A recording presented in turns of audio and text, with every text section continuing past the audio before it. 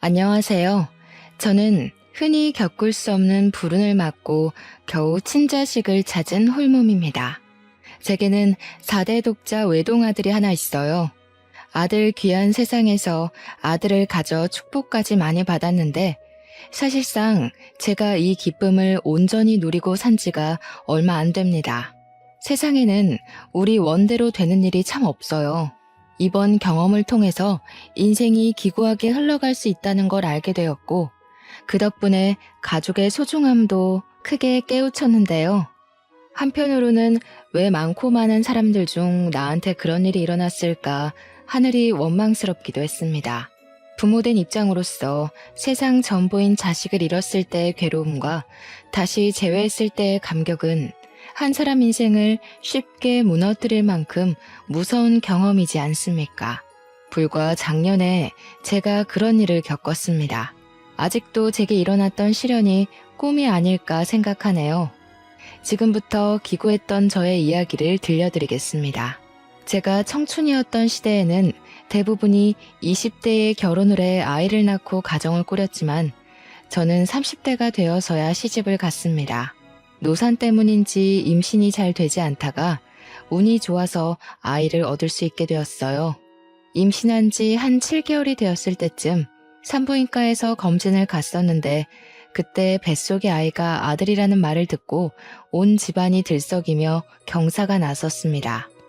특히 시가에서 가장 많이 축하를 해줬어요. 시가 쪽에 남자씨가 귀해서 남편도 3대 독자였거든요. 시부모님이 제게 표현을 하진 않았지만 항상 아들을 바라고 있는 기색이 드러나 저도 내심 아들을 원했었습니다.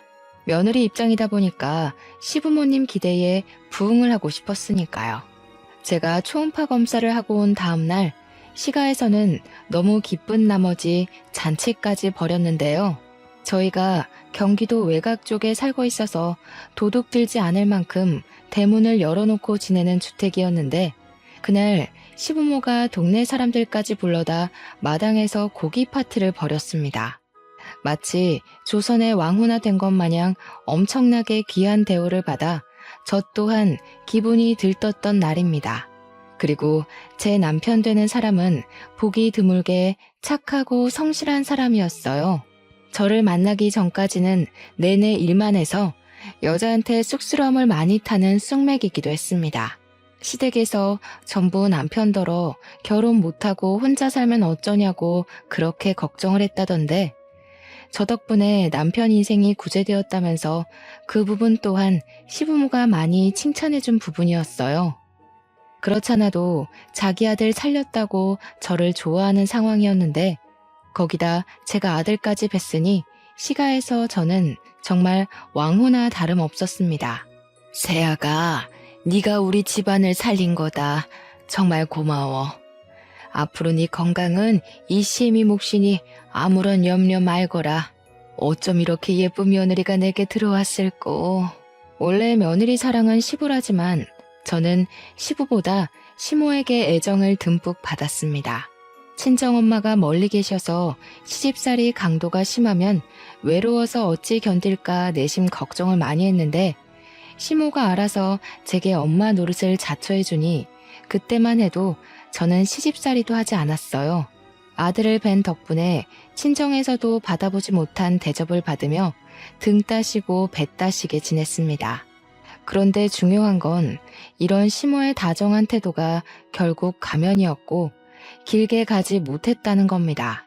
제가 출산하고 난 후 시간은 전부 저를 등 돌리고 아예 집 밖에 내몰기까지 했다는 거죠. 그 이유는 당황스럽게도 제가 아들이 아닌 딸을 낳았기 때문이었어요. 저도 상당히 혼란스러웠던 결과였습니다. 분명 초음파 검사로는 아들이라고 들었는데 낳고 보니 딸이라뇨. 제 아이는 조기 출산으로 태어났는데요. 품에 한번 안아보지 못하고 인큐베이터 신세를 지게 되었고 저 또한 출산 후 바로 혼절을 하는 바람에 탯줄 끊는 아이를 눈에 담지 못했어요. 남편이랑 시모는 출산하는 동안 제 곁을 지켜주고자 했으나 일을 해야만 해서 함께하지 못했고 시부가 대신 밖에서 저를 기다리고 있다가 결과를 들었다고 합니다. 제가 잠깐 잃었던 의식을 되찾았을 땐 남편부터 시가들이 제 주위를 둘러싸고 있었는데 표정들이 하나같이 싸늘하게 굳어 있었어요. 저한테 늘 따스한 웃음만 보여주며 내 딸, 우리 딸 해주던 시모도 얼음장처럼 차가운 얼굴을 하고 있었습니다. 그렇게 차가운 얼굴로 뱉는 말씨는 제가 알던 시모 목소리에서 확 돌변해 있었어요. 깼니? 지금 정신없을 거 아는데 너 때문에 지금 온 식구가 발칵 뒤집어졌다. 내 뭐 하나 물어보자. 병원 오진인 거니 아니면 우리한테 거짓말을 한 거니? 네? 거짓말이라뇨. 뭘 말씀하시는 거세요? 뭔가 오해하신 것 같은데 저는 한 번도 식구들한테 거짓말한 적은 없어요. 어머님이 제일 잘 아시잖아요. 그럼 대체 뭐야? 네 말은 지금 병원이 잘못했다는 거네? 어떻게 아들인지 딸인지도 몰라, 애미라는 사람이. 아, 참 살다 이렇게 기가 찬 김칫국은 처음이다. 제가 의식을 막 찾았던 터라 정신이 없는 상황이어서 판단을 빠릿빠릿하게 못하고 있었는데 마찬가지로 당황해 있던 남편이 대신 흥분한 시모를 말렸고 시부모를 일단 밖으로 보냈습니다. 그리곤 제게 상황을 찬찬히 설명해 주었어요. 나도 어떻게 된 사실인지 모르겠어. 분명 아들이라고 한 거 나도 들었는데 나중에 와서 보니까 딸이더라고. 딸이면 뭐 어때? 요즘은 딸이 더 귀하대. 엄마 아빠는 옛날 사람이잖아. 너무 신경 쓰지 마. 제 뱃속에서 나온 아이가 딸이라고 말하는 남편의 발언을 듣고 제 사고 회로는 그것에서 멈춰버렸습니다. 좀 많이 놀랐어요. 태몽도 항소 태몽을 꿔서 당연히 아들인 줄 알았는데 본의 아니게 시가에 제대로 한 방 먹여버린 셈이 돼버렸지만 곰곰이 생각할수록 시가 태도가 기분이 나쁘더라고요. 딸이라고 해서 시가 사람이 아닌 건 아니지 않습니까? 아들이든 딸이든 남편 씨를 받은 자식임은 틀림없고 자기네들한테도 엄연히 손녀잖아요. 또 저와 남편 사이에서 둘째가 날 수도 있는 거고요. 고작 아들, 딸 문제 때문에 이제 막 의식을 찾고 출산한 제게 그리 버럭 소리 지를 것까진 없지 않나요? 생각을 거듭할수록 너무 180도 돌변해버린 시부모 태도에 제가 더 서운해서 눈물이 났습니다. 하지만 제가 당당하게 사과받을 수 있는 기회는 처참히 무너져 버렸어요. 의사 선생님 하는 말이 이번 출산은 제가 노산이라 많이 힘겨웠던 시도였다고, 제 몸이 한 번 더 출산을 꿈꾸기엔 많이 버거운 상태라서 둘째까지는 힘들 거라고 말하는 거 아니겠습니까? 그 사실을 시가 사람들이 알자 제게서 아들을 보겠다는 작은 가망성까지 끊어내고서 등을 돌렸어요. 그래도 남편만큼은 제게 너무 과분하고 진국인 사람이었던지라 제 편에 서줬고 저는 오직 남편에게만 의지하면서 그렇게 딸을 키웠습니다. 남편은 정말로 아들이 아니어서 아쉬워하는 면이 없었어요. 딸이어도 괜찮다며 성심성의껏 같이 육아를 해줬기에 제가 그나마 버틸 수 있었던 것 같습니다. 그럼에도 시집살이는 피할 수 없었는데요. 신혼 초에도 없던 시집살이를 갑자기 하게 되니 제 몸과 마음이 배로 힘들더군요. 그때마다 남편이 먼저 웃으면서 고생 많았다고 손을 잡아주곤 했는데 그게 그렇게 큰 위로가 되었습니다. 하지만 이 세상은 저를 무너뜨리기 위해 작정이라도 한 것처럼 제게 유일한 사람마저 앗아가고 말았는데요. 남편이 전봇대 설치 시공하는 일을 했는데 동료 직원의 실수로 감전사고가 일어난 겁니다. 남편만 감전이 되어 그 높은 곳에서 그대로 추락해 바로 세상을 떠났다고 했습니다. 저와 딸만 보고 살았던 사람인데 제가 가는 길 봐주지도 못하고 그렇게 보내야만 했어요. 그날은 제 세상이 완벽하게 무너진 날이기도 했었습니다. 그래도 남편 마지막 길은 꼭 함께 해주고 싶었는데 그마저도 제겐 허락되지 않은 욕심이었던 거예요. 시모가 저를 장례식 입고도 못 밟게 했지 뭡니까. 우리 집안을 살릴 귀인인 줄 알았더니 순 원흉 덩어리였어. 내가 너를 집에 들인 게 천출의 한이다. 다신 우리 가문 앞에 낯짝 들이미는 일 없도록 해라. 두 번 다시 내 앞에 나타나봐. 너랑 네 딸내미 아주 시궁창에 빠뜨려 버릴 테니까. 시모는 제 가슴팍으로 약간의 돈이 든 봉투만 팩 던져준 채 돌아섰어요. 저는 결국 빈소 안에 몸을 들이지 못하고 딸을 업고서 장례식장 주변만 돌았었습니다. 발인식 날 멀찍이 서 남편 떠나는 걸 보면서 그렇게 오열을 했던 기억이 나네요. 차라리 시가 사람들이 처음부터 제게 모질었다면 제가 이렇게까지 배신을 느끼진 않았을 겁니다. 저더러 3대 독자 남편 구제해준 것만으로도 고맙다고 절절매던 시가들은 그저 욕심을 숨기고 있었을 뿐이었던 거예요.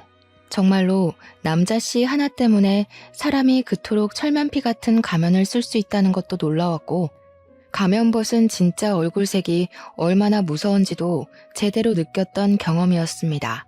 제가 그냥 순진했던 거죠. 그 길로 저는 아이를 홀로 키웠습니다. 친정에 갔을 수도 있지만 친정도 어려운 형편으로 지내고 있는지라 제가 가면 짐이 될 걸 알기 때문에 함부로 찾질 못했어요. 그래서 서울 주변을 전전하다가 구청에서는 한부모 가족센터를 소개해 주더군요. 구청에서 집도 도와줬는데 방이 하나 있었고 거실이라 부르기 민망한 규모와 작은 주방이 있는 곳이었어요. 전에 살던 시가보단 열악한 환경이긴 했지만 추위를 피할 수 있다는 생각에 얼마나 감사했는지 모릅니다. 그리고 그 동네 단지에는 복지센터뿐만 아니라 저처럼 한부모 가정도 많이 산다고 들었습니다. 저는 아이를 키우면서 낮에 한 번씩 복지센터를 찾아가 다른 엄마 아빠를 만나며 일자리를 알아보기 시작했어요.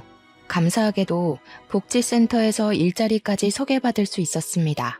아이를 떼어놓을 수 없기 때문에 집에서 하는 일을 소개받았는데 재택일이라도 체계적인 곳은 나름 근무복지가 잘 되어 있더라고요. 그렇게 제가 시작한 일은 호스피스 병동이나 특수아동, 기초수급자 집안에 보내는 비누를 만드는 것이었습니다. 처음엔 뜨거운 액체를 사용해야 되는지라 화상을 입기도 하고 손이 성치 않아 힘들었지만 그것도 시간 지나다 보니 금방 익숙해지더군요. 그 일을 하면 월 80에서 120만 원 정도 들어왔는데 구청 덕분에 집세는 안 나가고 복지센터에서도 지원받는 물품들도 따로 있다 보니까 저와 딸 둘이 먹고 살 수 있을 정도는 되더라고요. 저는 제가 입는 것, 먹는 것 아끼면서 딸애한테 최대한 남의 집 자식하는 만큼 키우려고 노력을 다했고 아이가 유치원 다닐 나이만큼 컸을 때는 집 밖을 나가 일자리를 알아봤습니다. 집 근처에 빵집이 있었는데 거기 카운터로 들어갔다가 나중에는 제빵 일을 배우기 시작했어요. 빵 냄새가 좋기도 했고 또 우리 딸이 완전 빵순이라서 제가 빵집 일을 하는 걸 굉장히 좋아하더라고요. 딸은 저를 살게 하는 원천이나 다름없었습니다. 그래서 딸이 좋다 하니까 정말로 제빵 일을 해보고 싶더군요. 고민 끝에 저는 제빵사 자격증을 따볼까 싶어 공부를 시작했고 같이 일하는 제빵사님께 도움까지 청해 정말로 자격증을 따버렸어요. 제빵사님은 저의 성실함을 좋게 점수 매겨주셨고 고맙게도 제게 빵집을 키울 생각인데 같이 해보지 않겠냐 제안을 해주었습니다. 덕분에 저는 더 커진 규모의 빵집에서 본격적으로 빵을 만들기 시작했어요. 그 사이 딸은 중학생이 되었고 저와 딸은 점차 행복 궤도에 오르고 있었습니다. 하지만 역시 제겐 순탄한 길이 어울리지 않았던 거죠. 숨이 딸려도 행복한 정상에 빨리 오르고 싶었는데 결국 돌뿌리에 걸려 삐끗하게 되는 일이 발생이 되었습니다. 딸이 학교에서 과학 시간에 혈액형 검사를 했는데 실험 과정에서 자기가 A형이 나왔다고 하더라고요. 저는 O형이고 남편은 B형이었기 때문에 우리 사이에서 A형 자식은 나올 수가 없었어요. 딸이 아무렇지 않게 하는 말에 살짝 당황했지만 애들이 직접 했다는 실험이라는 걸 감안하면 분명 오류가 있었을 거라 생각이 들더군요. 그래서 그러려니 넘겨버렸습니다. 그러나 그 문제는 몇 년 후 제 발목을 다시 붙들었는데요. 그렇게 붉어진 혈액형 파장은 제 인생을 송두리째 흔들어버리고 말았어요. 딸이 고등학생이 된 후 학교를 찾아온 헌혈 차량에서 친구들이랑 같이 헌혈을 했다고 했거든요. 그런데 거기서 간호사가 헌혈 전 피 검사를 했는데 A형이라고 했대요. 이젠 딸이 검사지까지 들고 온 상황이라 빼도 박도 못하게 A형이라는 거였고 저는 그대로 다리에 힘이 풀릴 수밖에 없었습니다. 어떻게 이럴 수가 있겠습니까? 제가 다른 남자를 만나 불경스러운 짓을 한 적이 없는데 이게 말이 되는 건가요? 딸이 제 혈액형은 알아도 남편 건 모르는 상태입니다. 제가 일부러 말하지도 않았어요. 그래서 저 혼자 딸이 가져온 검사지를 보면서 며칠간 혼란에 잠겨 시간을 보냈습니다. 너무 떨렸어요. 제 딸이 맞는데 아닐 수도 있다는 확률이 생겼다는 게 겁이 났습니다. 왜 그런 일이 생겼는지 도무지 알 길이 없었어요. 이 사실의 실마리를 풀기 위해서는 혈액형보다 좀 더 확실한 방법이 필요했습니다. 저는 끝내 딸과 친자 검사를 해보기로 마음먹었고 딸의 칫솔과 제 것을 들고 기관을 찾았어요. 떨리는 가슴을 안고 받은 친자 검사 결과지는 결국 저를 절망하게 만들었습니다. 친자 관계가 인정되지 않는다. 그야말로 청천벽력 같은 사실이었어요. 그렇게 기재된 문장을 믿을 수가 없어서 몇 번이고 뜯어보았죠. 눈물이 앞을 가려 마음을 추스르고 보느라 한참 동안 기관에서 자리를 뜨지 못했습니다. 도대체 어떻게 된 일일까요? 당연히 내 새끼라고 17년을 끼고 살았던 딸인데 어쩐지 지금 생각해보니 복지센터 사람들이 저랑 딸을 보고 안 닮았다고 얘기를 번번이 했었어요. 그게 결국 이렇게 될 징조였나 봅니다. 그땐 저 혼자 제 딸이랑 닮았다고 생각하며 살았거든요. 근데 정말로 저와 딸이 혈육이 아니라서 안 닮은 거였다니 충격은 거듭될수록 사그라들기는커녕 제 숨통을 계속 조여왔습니다. 이 일을 어쩌면 좋을까 싶어서 한동안 시름시름 앓다가 저는 동료 제빵사님께 부탁해 하루 휴가를 내고 제가 출산했던 산부인과를 찾아갔습니다. 그 병원은 이미 원장님과 직원들이 싹 다 바뀌어 있더라고요. 사정 모르는 직원들에게 옛날 이야기를 하면 이해를 해줄지 모르겠지만 우선은 제 사정을 구구절절 늘어놓으며 눈물을 보였습니다. 다행히도 직원분들은 제 사정에 놀라서 당시 병원 기록지를 뒤져 곧바로 보여주었어요. 촌이나 다름없던 곳에 있던 작은 병원이었던지라 저와 같은 날 출산을 한 산모가 딱 한 사람 더 있었습니다. 어떡해 어머님, 아무래도 병원 측 실수로 아이가 바뀐 게 아닌가 싶어요. 어떻게 일을 이런 식으로 처리를 했대? 좀 더 알아보시고 그 사람들 고소할 수 있는지 알아보셔요. 아이가 바뀌었다라. 저도 예측은 했지만 간호사가 직접 말해주는 건 타격이 꽤 컸어요. 저는 제가 출산했던 당시의 직원들을 죄다 찾아내 어떻게 된 사실이냐고 따져묻고 싶었지만 지금으로서 그걸 신경 쓸 겨를은 없었습니다. 고소할 여유가 없었다는 소리입니다. 제 친자식이 어딘지도 모를 곳에서 누군지도 모를 사람 손에 컸다는 사실만이 제 머릿속을 지배했어요.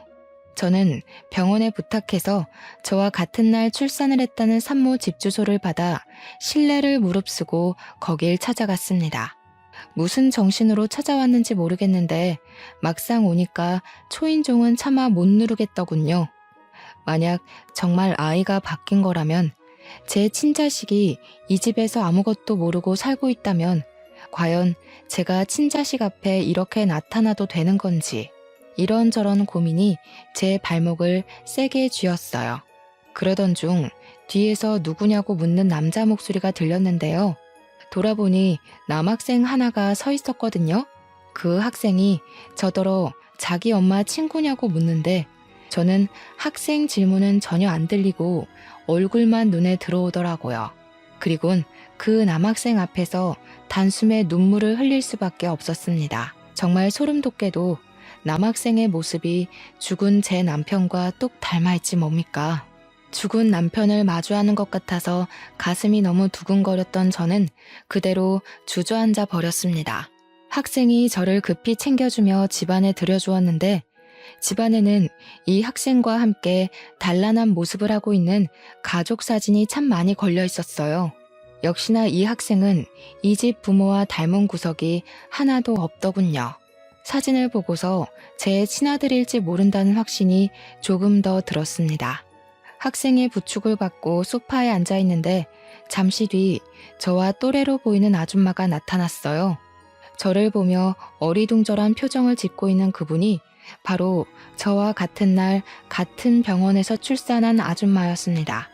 저는 왈칵 올라오는 눈물을 흘리면서 그 아줌마 앞에가 무릎을 꿇었어요. 넙죽 엎드리자 아줌마랑 학생 둘 다 놀라서 저를 황급히 말렸습니다. 제가 염치 없이 잘 살고 있는 집안에 찾아온 건 정말 죄송합니다. 꼭 부탁드리고 싶어서 실례를 무릅쓰고 찾아왔어요. 혹시 아드님 혈액형이 어떻게 되는지 물어봐도 될까요? 갑자기 무슨 일인지 모르겠는데 우리 아들 말하는 거지요? 우리 애는 B형이에요. 도대체 누구신데 그러시나요? B형이라는 소리를 듣고 저는 남편과 같은 혈액형인 학생을 한 번 더 바라봤습니다. 제가 예측하고 있는 친자 사실과 한 발 더 가까워진 셈이었어요. 제가 1990년에 한 산부인과에서 출산을 했습니다. 초음파 검사를 통해서 아들인 줄 알고 있던 뱃속의 아이가 태어나 보니 딸이라고 하더군요. 그런데 그 딸이 커서 제게 그런 소리를 하는 겁니다. A형이라고요. 하지만 저는 O형이고 제 남편은 B형이거든요. A형 자식이 나올 수 없지 않습니까? 그거 참 당황스러운 소식이네요. 따님이 잘못 측정한 게 아니고요. 그런데 그게 지금 이렇게 찾아오신 거랑 어떤 관련이 있는 거죠? 경기도 산부인과에서 출산한 적 있으시죠? 빨강 지붕 뒤에 있는 산부인과요. 1990년 4월 18일에 혹시 아이를 출산하지 않았나요? 제 말을 들은 아줌마는 깜짝 놀라면서 자기 아들 태어난 날이 그날이라고 하였습니다. 아줌마가 놀라며 제 말에 공감을 할 때마다 저는 앞에 있는 학생이 제 친아들이라 확신할 수밖에 없었어요. 제가 둘에게 과거의 사정을 전부 말하고 제 딸 사정까지 밝혔더니 아줌마 또한 심히 놀란 눈치였고 같이 듣고 있던 학생도 마찬가지였습니다. 실례인 거 압니다. 하지만 제가 이렇게 하지 않으면 자꾸 그댁 아드님이 눈에 밟혀서 잠이 오지 않을 것 같아 이래요. 부탁드립니다. 친자 검사 한 번만 해보게 해주세요. 아줌마 입장에선 안 해볼 이유가 없다고 생각했는지 제 제안을 받아들여줬습니다. 아마 제 이야기를 듣고서 자신도 친자에 대한 의문이 생겨버렸을 테니 찝찝한 마음으로 지낼 수 없기도 했겠죠. 그렇게 시행한 검사에서 아줌마와 학생은 친자 불일치, 저와 학생은 친자 일치가 떴어요. 어떻게 이런 일이 있을 수 있냐면서 아줌마도 저와 같이 절망하며 주저앉았어요. 자리에서 한참을 일어나지 못하며 학생을 붙잡고 눈물을 흘렸죠. 한 번씩 이상한 점이 있었어요. 아들은 갈수록 건강하게 커가는데 어느 순간부터 저희 부부랑 닮은 점이 없는 것 같더라고요. 다른 사람들도 저와 남편이 아들을 데리고 다니면 자식인 줄 몰라봤거든요. 그런데 그게 이런 이유였다니 어떻게 이런 일이 있을 수가 있죠? 아줌마네 부부는 자기 아들과 생활 습관이나 입맛 하나 비슷한 게 없어서 꽤나 어렵게 키운 편이라고 했어요. 그리고 자기도 저처럼 초음파 사진에서 딸인 줄 알았다고 합니다. 하지만 출산하고 나서 아들이라길래 단지 초음파 결과가 오진인 줄로만 알았다고 해요. 저희는 사실을 전부 알았지만 이걸 어떻게 바로잡아야 할지 고민이 많았습니다. 무엇보다 자식들이 가장 혼란스러울 거라 생각했어요. 아니나 다를까 아들이랑 딸이 친부모의 사실을 쉽게 받아들이지 못하더군요. 서로 친모를 낯설어하는 상황이었습니다. 당연한 반응이겠죠.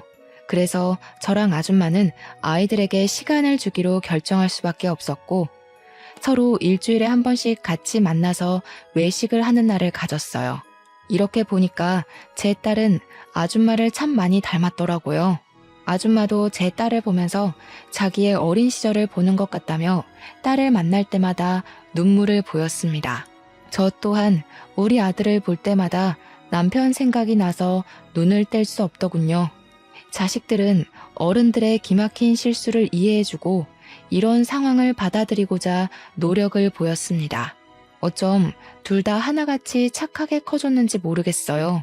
발칵 뒤집혔던 순간도 시간이 지나니까 익숙하게 자리를 잡더라고요. 아들이랑 딸은 같은 동네의 고등학교를 다녔는데요. 제 빵집이 귀갓길에 있는지라 아들이랑 딸이 나란히 제 빵집에 찾아와 빵을 얻어가곤 했습니다. 그리고 어느 날 제가 매장 쓰레기를 정리한다고 브레이크 시간에 잠깐 밖을 나섰던 적이 있었어요. 그때 우연찮게 본 건너편 길목에서 익숙한 형상의 뒤태를 목격했는데요. 소름 돋게도 무려 17년이란 시간이 지났음에도 제 DNA가 과거의 상처를 고스란히 기억하고 있더라고요. 설마 하는 마음으로 건너편에서 얼쩡거리고 있는 할머니를 계속 지켜봤거든요. 역시나 할머니가 얼굴을 보이자마자 저는 손에 들고 있던 쓰레기통을 놓쳐버릴 수밖에 없었습니다. 손에 저처럼 쓰레기 봉투를 들고 있던 저 할머니, 아들 뵀다고 손뼉 쳐주고 딸 낳았다고 지랄했던 시모이지 뭡니까? 건너편에서 시모는 저처럼 쓰레기 봉투를 들고 냄새나는 소각장 주위를 맴돌고 있었습니다. 저런 일할 사람이 아닌데 차림새도 볼품없는 할망구 옷을 입은 게 제가 아는 시모 같다가도 낯선 모습이더라고요. 그리고 그 이후 저는 또 한 번 낯선 시모의 모습을 보게 됩니다. 저희 빵집 건너편에 고깃집이 하나 있는데 제가 거기 사장님이랑 이웃처럼 지내는 사이예요. 서로 식사와 후식 관계이기 때문에 은근히 득보는 게 있었거든요. 거기선 저희 빵집을 추천해주고 저희도 고깃집을 맛집으로 추천해주는지라 서로에게 늘 호의적인 관계였습니다. 그런데 그 상냥하고 털털한 고깃집 사장님이 시모 앞에서는 색다른 이면을 보여주었는데요. 할머니, 제가 일반 쓰레기에 음식물 섞어버리지 말라고 했잖아요. 못 살아 정말. 이거 다시 풀어서 골라 담으세요. 그러게 한 번에 잘했으면 1, 2번 안 했을 거 아니에요. 앞으로 쓰레기 버리기 전에도 검사 맡으세요. 알았어요, 알았어. 내가 다음부터 그렇게 할게. 이거 이미 묶어버렸는데 냄새나게 어떻게 다시 풀겠나. 다음에 할게. 저희는 할머니 아니어도 일해줄 젊은 친구들 많이 구할 수 있어요. 며느리 생각해서 꽂아줬더니 해도 너무하시네. 이러면 나 며느리한테 말해서 할머니 잘라버릴 거예요. 시모는 고기 사장 앞에서 예 굽신대면서 쓰레기 봉투를 풀기 시작했습니다. 음식물 봉지 들고 오라는 호통치는 고기 사장 말에 앓는 소리를 내며 느릿하게 움직였어요. 그 모습을 보는데 과거에 기세등등하던 시모 모습이 온데간데 없어서 한참 놀라 보고 있었습니다. 다행히 시모는 저를 알아보지 못했고 발견하지도 못했어요. 재활용 정리를 마치고 다시 매장으로 들어올 때는 시모는 없고 고기 사장님만 담배를 피우고 서 있더라고요. 여사장님이신데 상냥하고 친절하지만 좀 많이 터프하세요. 저는 그제야 그 사장님께 인사를 드렸고 살짝 불러서 시모에 대해 물어보았습니다. 들어보니까 사장님 며느리가 자기 외숙모라면서 시모를 부탁했다고 하더군요. 나이가 좀 있는데 자식이 없어서 노후 관리가 안 되는 사람이라고 설명을 했다네요. 그러니까 저한테는 한때 시족하였던 사람이 고기 사장님 며느리로 들어간 겁니다. 세상 참 좁지 않나요? 아무리 대한민국이 좁은 땅이라지만 서울 땅덩어리가 이 정도로 쉽게 과거 인연을 접할 만큼 작진 않은데 신기한 일이었습니다. 어쨌든 시모가 남의 집 종처럼 별 볼 일 없이 살고 있는 건 맞는 것 같았어요. 그렇게 나를 자기 만족에 이용하는 도구처럼 여기더니 결국 자기도 남의 가게에서 도구로 굴려지는 삶을 살고 있었네요. 저는 고기 사장님께 부탁해서 시모가 쉬는 날이 언제인지 일정을 물었습니다. 시모와 2번 다시 마주치지 않기 위해 물었던 건데 그게 훗날 제게 큰 수혜로 다가올 줄은 몰랐어요. 어느 주말 아들이 우리 집을 찾아온 적이 있었는데요. 혼자 연락도 없이 갑작스레 왔길래 버선발로 뛰쳐나가 무슨 일로 왔냐고 다정하게 받아줬습니다. 아들 하는 말이 자기 아빠가 어떤 사람인지 궁금해서 왔다고 하더라고요. 갸륵한 마음에 감동받아 울컥했지만 너무 자주 눈물을 보이는 것 같아서 애써 참고 제 남편 사진이 담긴 앨범을 아들에게 보여줬어요. 아들은 자기가 봐도 자기랑 닮은 남편의 젊은 시절 모습에 처음으로 눈물을 보였습니다. 아빠 되는 사람이 친자식이 누군지도 모르고 돌아가셨다고 하니까 이상하게 마음이 쓰여요. 아빠라고 불러드리고 싶은데. 아빠는 이미 너를 보고 계실 거야. 네가 이렇게 우리를 인정해준 것만으로도 우리한테 할 몫은 다 했어. 너무 자책하지 말았으면 좋겠다. 그러려고 널 찾은 게 아니니까. 저는 아들의 진심이 너무 고마워서 저는 아들을 안아주며 다독였습니다. 그리고 곧 귀가한 딸과 함께 맛있는 걸 먹으려고 둘을 데리고 외출을 했어요. 당연히 우리 빵집 옆에 있는 고깃집을 찾아갔죠. 시모 쉬는 날인 줄 알고서 찾아간 거였어요. 딸의 친모는 약속이 있어서 못 온다고 한 게 좀 아쉬웠네요. 딸이랑 아들은 이제 제법 친해져서 친구처럼 지냈습니다. 보고만 있어도 세상을 다 가진 것처럼 흐뭇하더군요. 그때 제 귀로 어딘가 익숙하고 소름 돋는 목소리가 들려왔는데요. 정말이지 하늘은 제가 한순간이라도 마음 편히 누릴 수 있는 여유를 안 주는 것 같아요. 일부러 시모 없는 날인 걸 알고 고깃집을 찾았던 건데 그렇게 피하고자 했던 시모 목소리가 제 귀를 때리는 거 아니겠습니까? 아유, 미안하다니까. 사돈끼리 참 팍팍하게 구네. 이 정도 묻은 거는 손님들이 몰라요. 다 사람이 하는 일인데 어떻게 완벽할 수가 있겠어? 직장에서 사돈, 가족 그런 게 어딨나요? 할머니 자꾸 이런 식으로 하면 일 못 써요. 이거 처음부터 다시 다 닦으세요. 아니면 오늘 일단 깎아서 드릴 겁니다. 엮이고 싶지 않았는데 돌아보니까 역시나 지난날처럼 시모가 고기 사장한테 갈굼을 당하고 있더군요. 조금 더 가까이서 본 시모의 모습은 상당히 세월을 직격탄 맞은 얼굴이었습니다. 시부모 둘 다 꼬부랑 할매 할배가 돼서 수익이 없다 보니까 이런 수모까지 당하면서 일을 하고 있는 것 같았어요. 하긴 효도해줄 아들이 세상을 뜨고 없으니 자기들 손으로 노후를 벌어먹고 살 수밖에 없겠죠. 저는 그런 시모를 무시하고서 애들을 데리고 계산을 하기 위해 사장님께 말을 걸었습니다. 그랬더니 시모가 먼저 저를 알아보고 아른 체를 하더군요. 아니 애미야, 네가 여긴 어쩐 일이니? 어머나, 이 애들은 다 누구야? 설마 너 그새 재혼해서 애 하나 더 낳았니? 제 딸도 버젓이 서 있는데 시모는 제 아들만 뚫어져라 쳐다보았습니다. 그 모습을 보니까 과거에 아들 좋다고 미쳐 날뛰던 시모 모습이 생각나는 거 아니겠어요? 제 아들이 남편을 좀 많이 닮은 편이었는데 그게 시모 눈에도 그랬나 봐요. 여전히 저를 함부로 밀치면서 제 아들 앞을 차지해 손을 덥석 잡더라고요. 애미야, 이 아이는 누구니? 어쩜 우리 아들이랑 이렇게 똑 닮았을까? 우리 아들한테 숨겨둔 자식이 있었다고 해도 믿을 지경이네. 너는 아빠 이름이 어떻게 되니? 제 아들에게 접촉된 시모 손이 더럽게만 느껴져서 저는 시모의 손을 탁 내치며 제 아들을 뒤로 숨겼습니다. 그리고는 차라리 모든 사실을 알고 고통받으라고 시모한테 숨김없이 제 사정을 다 밝혀주었죠. 그러자 시모가 훗날의 처지도 모르고 기함을 하면서 기뻐하더라고요.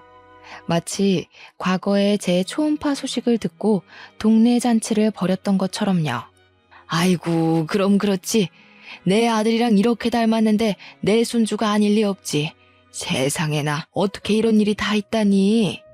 내가 네 할미다, 아가야. 과거에는 저 상냥한 가면에 속아 시모를 엄마 같다는 가증스러운 생각까지 했었는데 지금 보니 저 용심만 가득한 얼굴을 왜 몰라봤나 싶네요. 아기 시절에 그나마 안면 텄던 제 딸한테는 일체의 관심도 없고 그저 얼굴 처음 본 아들만 붙들고서 구역질 나는 애교를 부리고 있으니 보고 있는 저까지 얼굴이 찌푸려졌습니다. 세월이 지나도 변함없는 시모 태도가 기가 차서 저 아이들한테 먼저 집에 가 있으라고 하고 시모 앞을 다시 한번 막아섰어요. 뭐 하는 짓이니? 아직 내 손자 이름이 뭔지 묻지도 않았는데 건방지게. 다시 데려오너라. 내 아들 자식이니 이제부터 내 품에서 키울 거야. 어련하시겠어요. 남자씨의 미친 눈은 어디 안 가나 봐요? 남자씨 마른 집에서 혹독하게 굴려졌으니 그쪽도 당한 만큼 저한테 갚아주고 싶었겠죠. 저를 갈구면서도 원래 며느리들은 다 그렇게 배우는 거라고 하셨죠? 잘 들으세요. 그런 건 내리 사랑이 아니라 횡포라고 하는 거예요. 우리나라에선 그게 신고도 되는 범죄고요. 얘가 뭐라고 하는 거야? 말버릇이 왜 이렇게 싸가지 없어졌어? 내가 그래도 한때 너한테 시엠이 되는 사람이었어. 시끄럽고 내 손자나 데려오라니까. 시엠이 같은 소리 하네. 아직도 과거에 매여서 본인이 뭐라도 되는 줄 아나 본데 지금 처지 똑똑히 되새겨보세요. 고기 불판이나 닦고 있는 주제에 떵떵거리면서 제 얼굴에 침 튀길 입장은 아니잖아요? 보아하니 남편 목숨값도 흥청망청 써버린 것 같은데 여기마저 쫓겨나면 거짓골 못 면할 텐데요. 시모는 제 말에 머리끝까지 열이 받은 얼굴을 하더니 곧 쌍욕을 내뱉었습니다. 제 멱살까지 잡으면서 저보고 또 자기 집 망하게 한 원흉이라고, 자신이 이렇게 망가져 사는 건 다 저 때문이라고 옛날과 같은 소리를 하더군요. 하도 같은 욕을 많이 들어서 그런지 이젠 시모의 일관된 레퍼토리가 지겹지 뭡니까. 저는 힘 다 빠진 시모의 손길을 내친 후 사장님 손에 쥐어진 수세미를 냅다 뺏어왔습니다. 그리곤 시모 목덜미를 쥐어잡고 수세미로 시모 입을 벅벅 문대었죠. 도대체 몇십 년 동안 입을 안 씻고 살았대. 입 열 때마다 더러워서 듣기 거북하네요. 누가 누구더러 원흉이라는 건지 모르겠어요. 제발 주제 파악 좀 하시죠. 이 못된 성깔이랑 심술만 줄였어도 남편이 그렇게 쓸쓸하게 죽진 않았을 거예요. 다 늙어서 외롭게 고독사하고 싶은 게 아니면 제발 철 좀 들어요. 나는 시모를 팩 놓으면서 기름때 잔뜩 묻은 수세미를 시모 얼굴에 던져버렸습니다. 시모가 기침을 캑캑하면서 쌍심지를 켜고 저를 노려보는데 더 이상 저한테 덤벼들진 못하더군요. 아무래도 체력에서 차이가 크게 불리하다는 걸 느끼고 함부로 나서지 못하는 것 같았습니다. 우리 사정을 고스란히 다 듣고 있던 고기 사장님은 시모의 실체를 알고서 턱 빠지게 입을 벌렸고, 시모에게 그딴 정신머리로 사니까 지금 벌 받는 거라고, 양심 있으면 손자 같은 거 찾지 말라며 같이 호통쳐 주었습니다. 그리고 고기 사장님이 그 자리에서 시모를 해고해버렸어요. 시모는 돈줄이 끊기자 체면 다 구기면서까지 고기 사장 앞에 무릎을 꿇었는데요. 사장님 바지가랑이를 잡으면서 해고만은 안 된다고 사정을 했어요. 그 모습이 참 비굴하고 고소하더라고요. 고기 사장님은 그런 시모한테 사과를 왜 나한테 하냐면서 또 강하게 소리를 쳤고, 시모는 그제야 제 앞으로 머리를 조아리며 그동안의 행실에 대해서 사과를 했습니다. 무려 17년 만에요. 하지만 저는 그 사과마저 시모가 자기 밥줄 위해 가식적으로 용서를 빈다는 게 너무 눈에 보였습니다. 원래부터 용서할 마음 따위 눈꼽만큼도 없었지만 이런 상황에서도 진심이 없는 시모의 태도가 더는 사람으로 안 보이더군요. 노망난 할머니 다 됐네. 그쪽 팔자는 결국 이렇게 될 거였어요. 귀한 손주 잃고 죽을 때까지 남의 집 종노릇이나 하다가 눈 감을 팔자라는 거 그만 받아들이셨으면 하네요. 마지막으로 경고하는 겁니다. 저나 우리 애들 눈에 2번 다시 띈다면 그땐 이보다 더 지독한 시궁창에 빠뜨려버릴 거예요.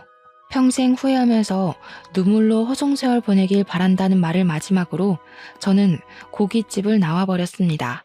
시모가 따라 나오며 저를 한서린 목소리로 불렀지만 고기 사장님한테 쫓겨나는 바람에 가게 문에 매달려 있느라 쫓아오진 못했어요. 그냥 과거의 상처로 묻힐 줄 알았던 기억을 이렇게 다시 마주한 것도 놀라운데 제 속에 있는 할 말까지 다 해버리게 될 줄은 정말 몰랐네요. 시모한테 당했던 수모에 비하면 제 호소는 짧고 굵은 한 방이었지만 시모는 제가 따로 벌을 주지 않아도 이미 벌을 받고 있던 처지인 것 같아 충분히 속 시원했습니다. 제가 빵집 때문에 이 자리를 떠날 수 없으니 시모가 떠나주길 바라는 마음으로 2번 다시 나타나지 말라고 했거든요. 하지만 거짓골 대고도 제게 고개 빳빳이 들던 시모가 말뿐인 제 제안을 어디 지키겠습니까? 그래서 그건 제가 따로 고기 사장님한테 부탁했어요. 고기 사장님한테 얘기해 시조카를 통해서 시모가 영영 이 길목에 못 나타나게 만들었습니다. 다행히 고기 사장님이 시조카한테 시엄마 입장인지라 시조카가 고기 사장님한테 강력하게 주장을 못했나 보더라고요. 그러니 어디 감히 시모가 버팅길 수 있었겠습니까? 시자를 계급처럼 생각하던 시모는 결국 평생 시가 대접은 못 누려보고 외가 쪽 친척 나부랭이 정도의 취급만 받다가 저 세상으로 가겠네요. 시모를 쫓아내고 찾아온 평화는 생각보다 저에게 깔끔하고 시원한 기분을 만끽하게 해주었습니다. 이젠 저도 내 새끼들과 저 스스로를 지킬 만한 힘이 생겼다는 걸 증명해 보인 셈이기도 해서 제 자신이 얼마나 기특한지 모릅니다. 제 아들이 버젓이 살아있는 한 시모가 언제 또 저희 앞에 나타날진 알 수 없어요. 하지만 더는 저런 늙은 할망구 따위 하나도 두렵지 않습니다. 제가 시모에게 경고했던 대로 또다시 모습을 드러낸다면 정말 시궁창으로 밀어버릴 각오도 이미 하고 있어요. 덤빌 테면 덤벼봤으면 좋겠네요. 더 이상 제가 그 집안에 손실 보는 일은 없을 겁니다. 차차 가정에 안정이 찾아오고 아이들도 무럭무럭 커서 현재는 벌써 둘 다 대학생이에요.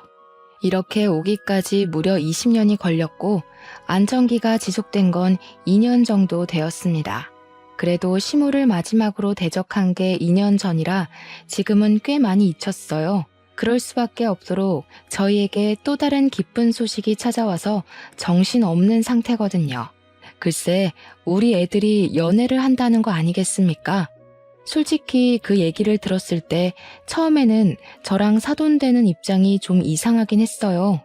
왜냐면 딸도 내 자식, 아들도 내 자식이잖아요. 그건 사돈 집안도 마찬가지고요. 그래서 애들이 처음 관계를 밝혀주었을 때 당황하긴 했지만 법적상 문제없는 사이인 걸 알기 때문에 결국 저와 사돈 집안은 우리 자식들 사이를 적극 응원해주는 방향으로 마음 쓰고 있습니다. 아, 그리고 호적은 본래 생모 밑으로 호적을 옮겼어요.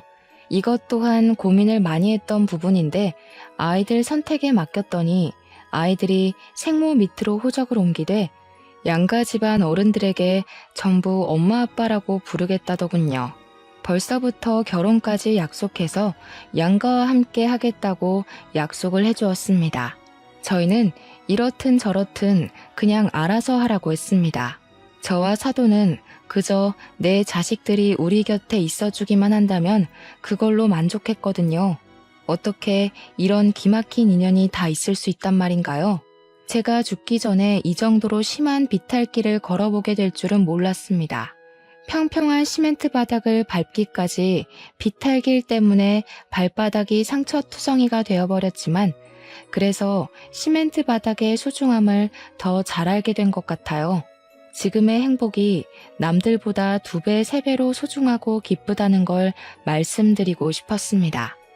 다들 한 번쯤은 인생의 고비를 겪어보지 않았습니까?